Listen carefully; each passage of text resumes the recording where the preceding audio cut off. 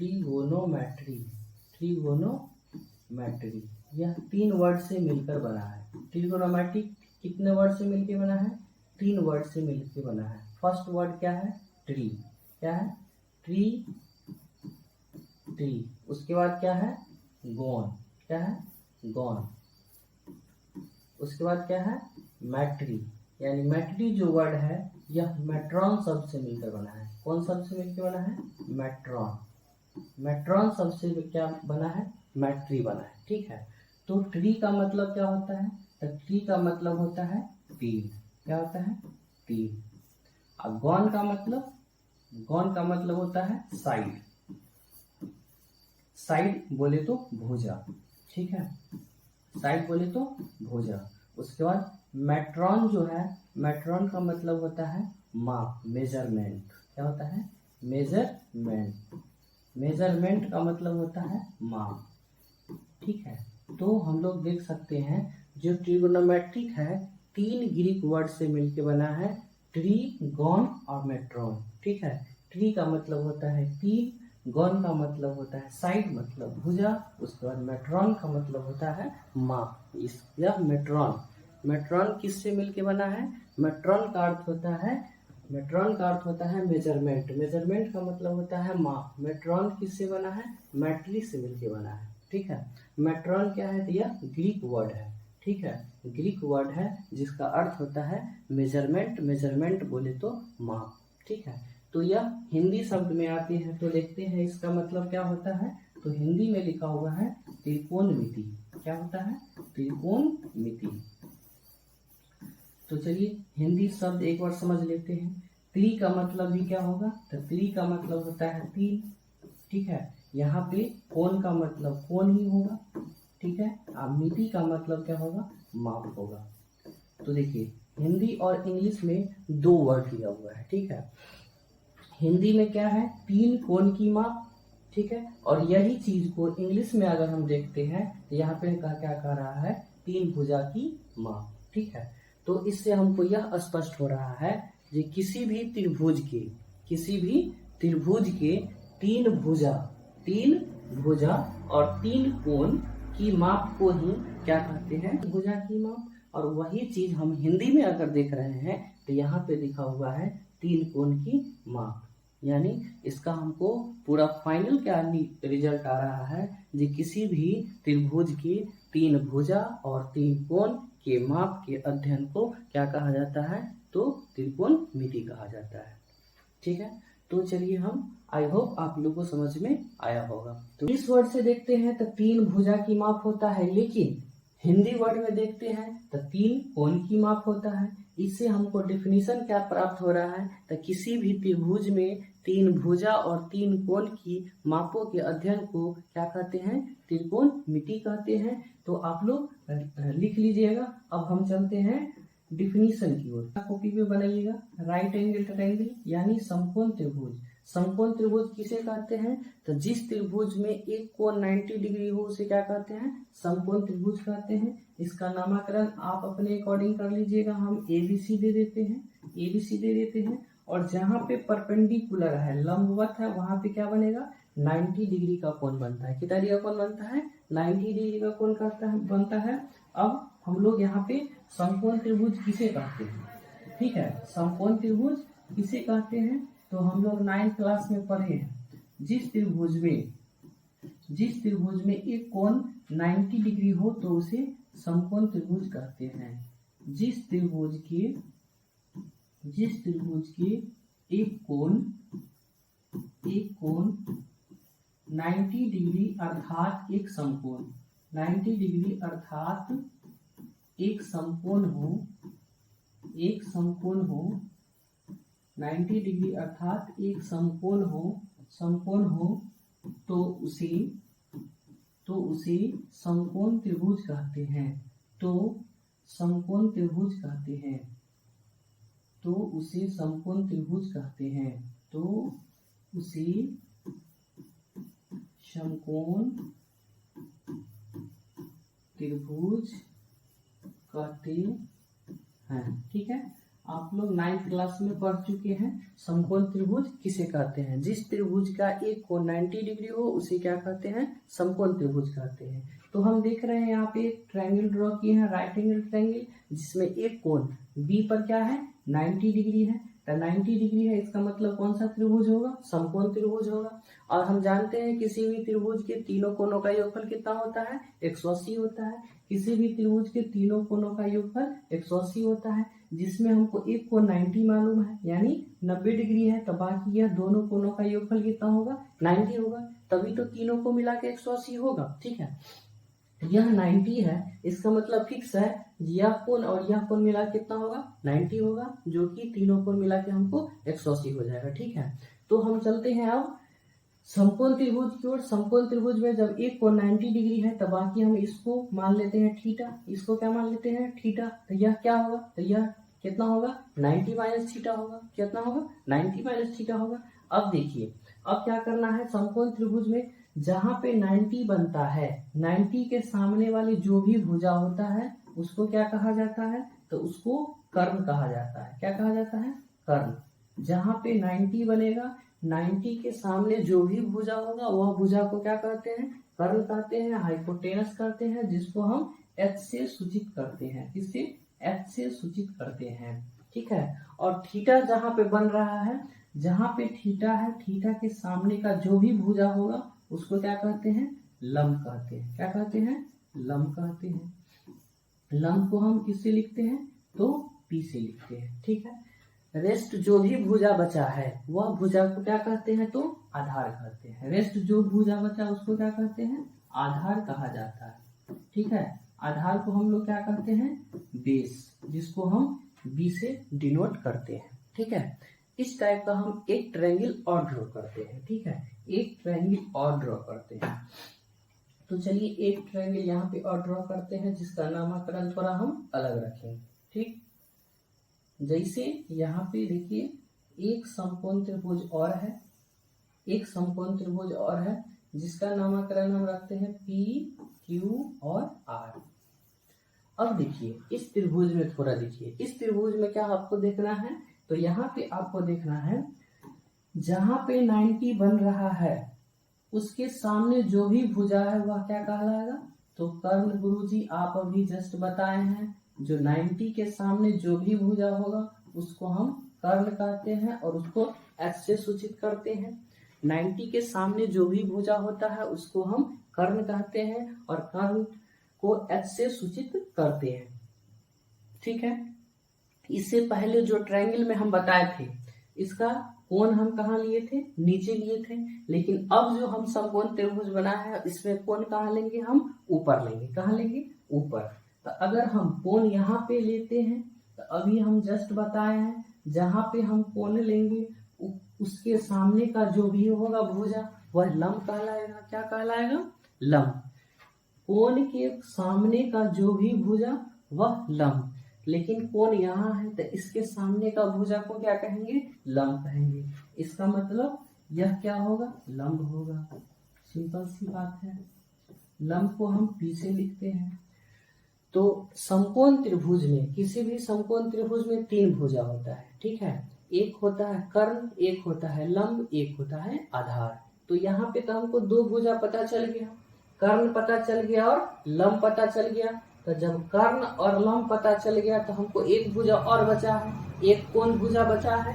तो यहाँ पे देखेंगे जो रेस्ट भुजा बचता है उसको हम क्या कहते हैं, तो आधार कहते हैं। क्या कहते हैं, आधार। जो रेस्ट भुजा बचता है उसको हम आधार कहते हैं। आधार को क्या चीज से लिखते हैं, पी से लिखते हैं। तो देखिए यही चीज मेन है। अगर यह चीज समझ में आ गया तो समझिए ट्रिग्नोमेट्रिक में आपको सारा कुछ समझ में आ जाएगा। मेन खेल यहाँ पे है, कहाँ पे किसके सामने का भुजा क्या है उसको हम क्या मानते हैं। 90 के सामने जो भी भुजा होगा उसको हम कर्ण कहते हैं। जहां पे थीटा बनता है ऊपर सामने का भुजा को लंब कहते हैं, चाहे थीटा नीचे बने या थीटा ऊपर बने। ठीक है, थीटा नीचे बने या ऊपर बने, यस। तो जहां पे थीटा बनेगा ऊपर सामने का जो भुजा होगा उसको लंब कहेंगे और जो रेस्ट भुजा बच गया उसको आधार कहते हैं। उसी तरह से दूसरा त्रिभुज में हम देख रहे हैं तो यहाँ पे क्या है, थीटा हम ऊपर माने हैं। थीटा कहाँ माने हैं, ऊपर, तो उसके सामने का जो भी भुजा होगा उसको क्या कहेंगे, लंब कहेंगे, और रेस्ट जो भुजा बच गया उसको क्या कहेंगे, आधार कहेंगे। ये लंब आधार आपस में क्या होता है, इंटरचेंज होता है, बदलते रहता है, लेकिन कर्ण कभी नहीं चेंज होता है। कर्ण हमेशा फिक्स वैल्यू है, यह कभी चेंज नहीं होता है। दोनों ट्रायंगल में देखते हैं तो दोनों में क्या है, कर्ण सेम है, लेकिन लंब और आधार एक दूसरे से इंटरचेंज है। किसके अकॉर्डिंग, तो थीटा के अकॉर्डिंग। थीटा कहाँ बन रहा है, जहां पे थीटा बनेगा उसके सामने को लंब कहेंगे, ठीक है, रेस्ट जो बचेगा उसको आधार कहेंगे। तो आई होप यहाँ तक आप लोग को अच्छी तरह से समझ में आ गया होगा। तो चलिए अब इसके आगे हम लोग पढ़ेंगे ट्रिगोनोमेट्रिक रेशियो। तो 6 ट्रिगोनोमेट्रिक रेशियो होता है। अब वह 6 रेशियो कौन कौन होता है वह अभी हम लोग देखेंगे। तो चलिए यहाँ तक आई होप आप लोग को समझ में आ गया होगा। अब देखते हैं 6 ट्रिगोनोमेट्रिक रेशियो क्या क्या होता है, ठीक है। उससे पहले हम क्या करते हैं, इसी के सामने हम यहाँ पे थोड़ा सा नोट करके लिख लेते हैं, ठीक है। यहाँ पे सभी लोग यहाँ पर नोट करके लिख लीजिएगा, ठीक है। यहीं पे नोट करके हम लोग लिख लेते हैं ताकि और बेटर रहेगा, ठीक है। नोट करके यहीं पे लिख लीजिए ताकि देखने में ठीक लगेगा, ठीक। नोट नंबर फर्स्ट में क्या लिखेंगे, तो किसी भी समकोण त्रिभुज में, किसी भी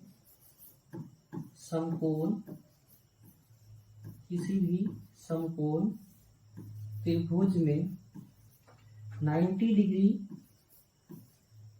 डिग्री के सामने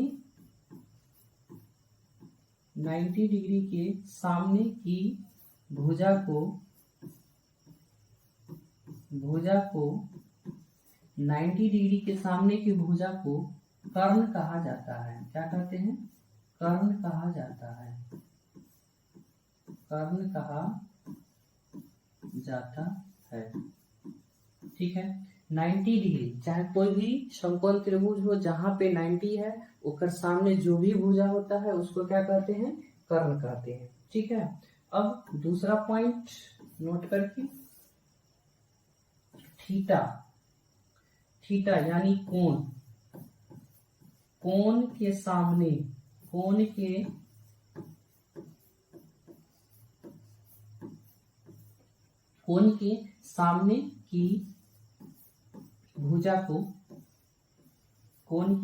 की भुजा को लंब यानी P परपेंडिकुलर कहा जाता है, ठीक है। लंब किसे कहते हैं, तो किसी भी समकोण त्रिभुज में थीटा के सामने की भुजा को क्या कहते हैं, लंब कहते हैं। तीसरा लिखिएगा, तीसरा रेस्ट बाकी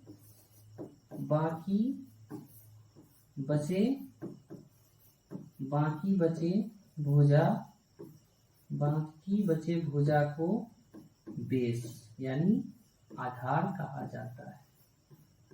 आधार बोले तो बेस को क्या चीज से, बी से, बेस कहा जाता है, ठीक है। बाबू इतना आप लोग ध्यान में रखिएगा, ठीक है। 90 के सामने वाले भुजा को क्या कहते हैं, कर्ण कहते हैं।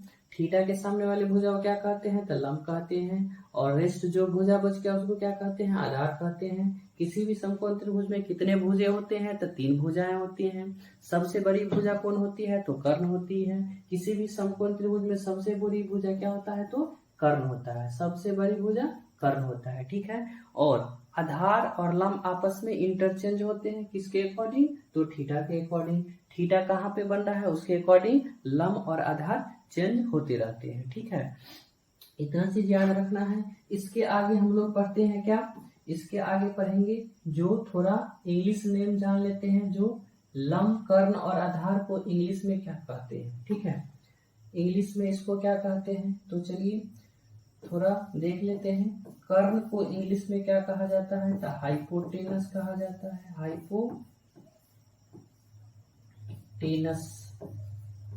हाइपोटेनस जिसको हम एच से लिखते हैं, ठीक है। लंब को क्या कहते हैं, तो लंब को कहा जाता है परपेंडिकुलर। क्या कहते हैं इसको, परपेंडिकुलर। लंब को बोलते हैं परपेंडिकुलर, ठीक है, जिसको हम पी से लिखते हैं। किससे लिखते हैं, पी से लिखते हैं। और आधार को क्या कहते हैं, तो हमारा बच्चा पार्टी आधार को क्या कहते हैं, तो बेस कहते हैं। क्या कहते हैं, बेस कहते हैं। बेस का मतलब क्या होता है, बी होता है, ठीक है। तो इतना याद रखना है आप लोग को, ठीक है। अब हम लोग चलते हैं किसकी ओर, तो अब हम लोग चलेंगे ट्रिगोनोमेट्रिक रेशियो। ट्रिगोनोमेट्रिक रेशियो होता क्या है, ठीक है। अभी तक हम लोग पढ़ चुके हैं राइट एंगल ट्रायंगल के बारे में, समकोण त्रिभुज के बारे में। समकोण त्रिभुज में क्या होता है, तो सबसे बड़ी भुजा को कर्ण कहते हैं, ठीक है।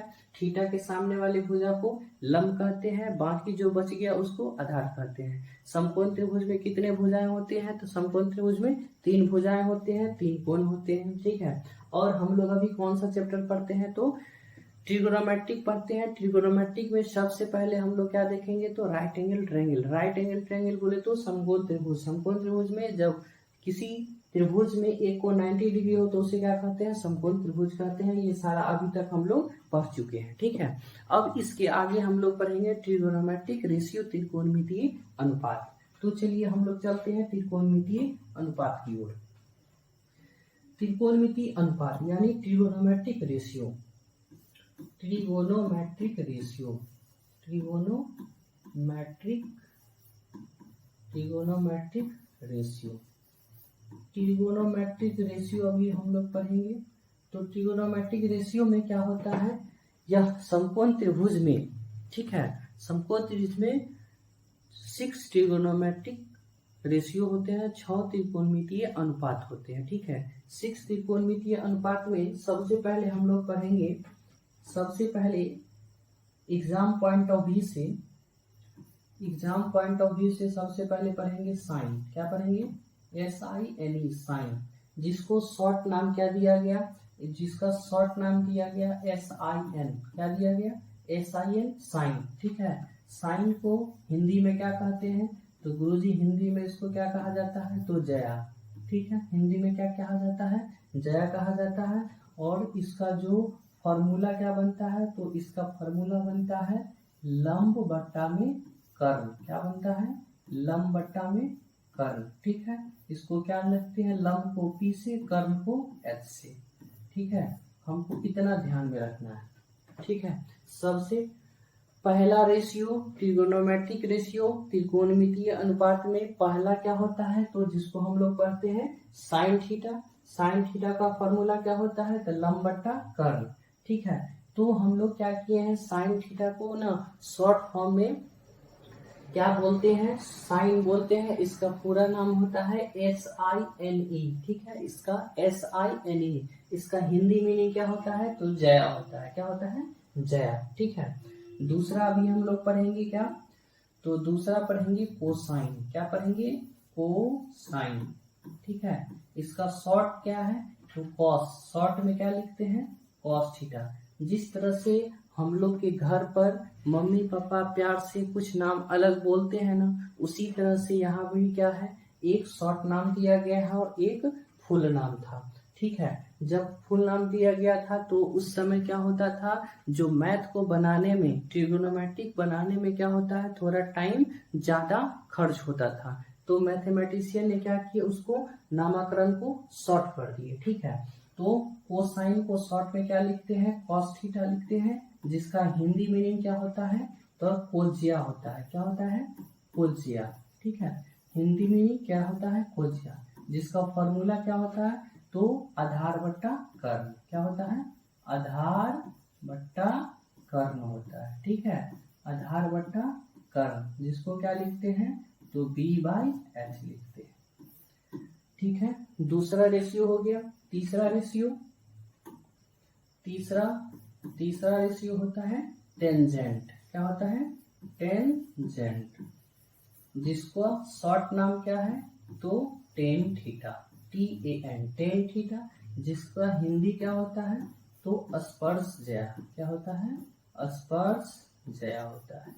ठीक है, इसको फॉर्मूला क्या बनता है तो टेन का होता है लंब बट्टा आधार। क्या होता है? लंब बट्टा आधार। आपका ये फॉर्मूला बन गया। लंब को क्या लिखते हैं तब P और आधार को क्या लिखते हैं B। तीसरा रेशियो हो गया। ठीक है, चौथा रेशियो, तो हम लोग चौथा रेशियो में क्या पढ़ेंगे तो चौथा रेशियो में पढ़ेंगे कोसाइन। क्या पढ़ेंगे? कोसाइन।